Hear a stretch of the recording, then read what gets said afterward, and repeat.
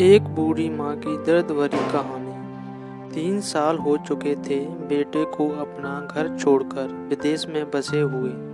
इन 3 सालों में बूढ़ी माँ और ज़्यादा बूढ़ी हो गई थी। 75 वर्ष की उम्र में सुलोचना देवी की याददाश्त काफ़ी कमज़ोर होती जा रही थी। उन्हें रोज़मर्रा की चीज़ें याद नहीं रहती, लेकिन जो उन्हें हमेशा याद रहता वह था उनका बेटा। दिन हो या रात, एक पल भी ऐसा न होता जब उन्हें अपने बेटे की याद न आती। दूसरी तरफ बेटा था जो साल भर में एक आध बार अपने माँ को फ़ोन कर लिया करता और 1-2 मिनट से ज़्यादा बातें भी नहीं किया करता। फिर भी यह बूढ़ी माँ टकटकी लगाए अपने बेटे का इंतज़ार करती रहती। एक दिन बेटे का विदेश से फ़ोन आया। हेलो हेलो, सुन रही हो ना माँ? अनिल बोल रहा हूँ, तुम्हारा बेटा। कैसी हो माँ? मैं ठीक हूँ बेटा।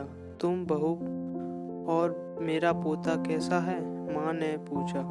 सब अच्छे हैं माँ, मैं अगले हफ्ते गांव आ रहा तुम्हें लेने। अब हम सब साथ में ही लंदन में रहेंगे। माँ, तुम्हारी बहू कह रही थी माँ को यहाँ पर लेकर बेचारी अकेली वहाँ परेशान होती होंगी। माँ की आंखें आंसुओं से भीग गईं। उसके कमजोर शरीर ने नस नस में खुशी की लहर दौड़ गई। बेटे और बहू का अपने प्रति प्रेम देखकर माँ का मन खुशी से भर आया। बेटे ने आगे कहा, माँ तैयार रहना। माँ, मैं ज़्यादा छुट्टी नहीं, जिस से पैसे लेने हैं लेकर रख। तब तक मैं प्रॉपर्टी डीलर से बात कर लेता हूँ घर के लिए। हाँ माँ, गांव का घर हमें बेच देना पड़ेगा। अब हम साथ में ही रहने वाले हैं, तो वहाँ पर घर रखने का कोई मतलब नहीं है। माँ, बेटे ने कहा। बुढ़ापे की वजह से ठीक से चलने का असक्षम माँ ने पूरे मोहल्ले में घूम घूम कर अपनी इस खुशखबरी को सबको सुनाया। सभी को खुशी हुई। सबको लगा माँ जी के आखिरी दिन का अपने परिवार के साथ खुशी से बीत जाएंगे। घर वापस आकर माँ ने अपने घर के कोने कोने को ऐसे देखा जैसे वह अपने दूसरे बेटे को देख रही हो। देखे भी क्यों ना, उस घर को अपने बेटे से कम थोड़ी समझा था।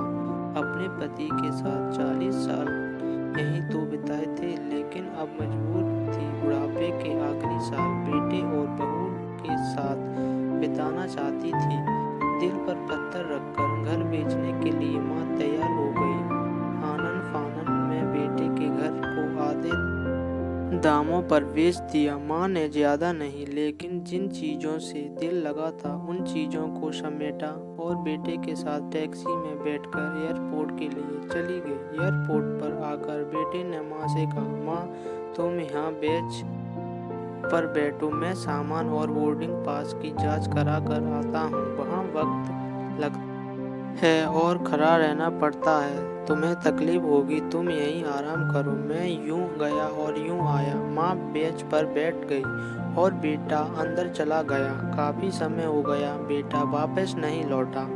माँ सोचने लगी, ज़्यादा भीड़ होगी इसीलिए देर लग रही होगी।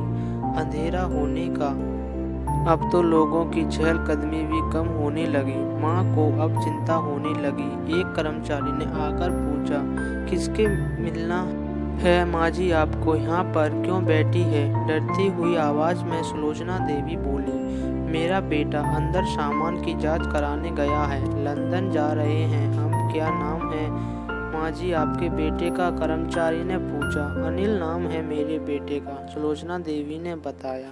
कर्मचारी अंदर गया और थोड़ी देर बाद बाहर लौटा। उसने सुलोचना देवी से कहा, माँ जी लंदन जाने वाली फ्लाइट तो दोपहर में ही जा चुकी है और आपका बेटा भी उस फ्लाइट में बैठकर लंदन जा चुका है। अब आपके यहाँ बैठने का कोई मतलब नहीं है।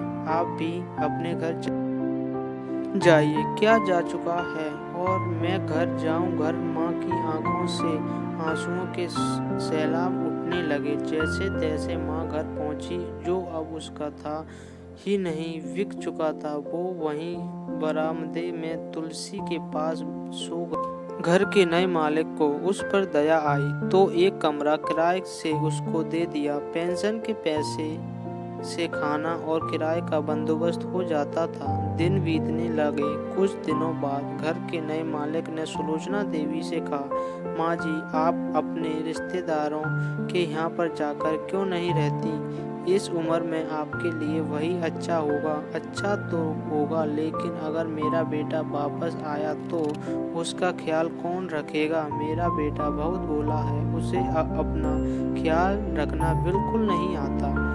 मैं कहीं नहीं जाऊंगी, क्या पता कब उसे मेरी जरूरत पड़ जाए। माँ ने कहा, दोस्तों सच बता रहा हूँ। माँ की ऐसी बातें सुनकर मेरी आंखों में आंसू आ गए। किसी ने सच ही कहा है, पूत कपूत हो सकता है, लेकिन माता कभी कुमाता नहीं हो सकती। दोस्तों, आप सभी से हाथ जोड़कर विनती करता हूँ, अपने माता पिता की जितनी हो सके सेवा करना, उनके साथ कभी बुरा बर्ताव मत करना।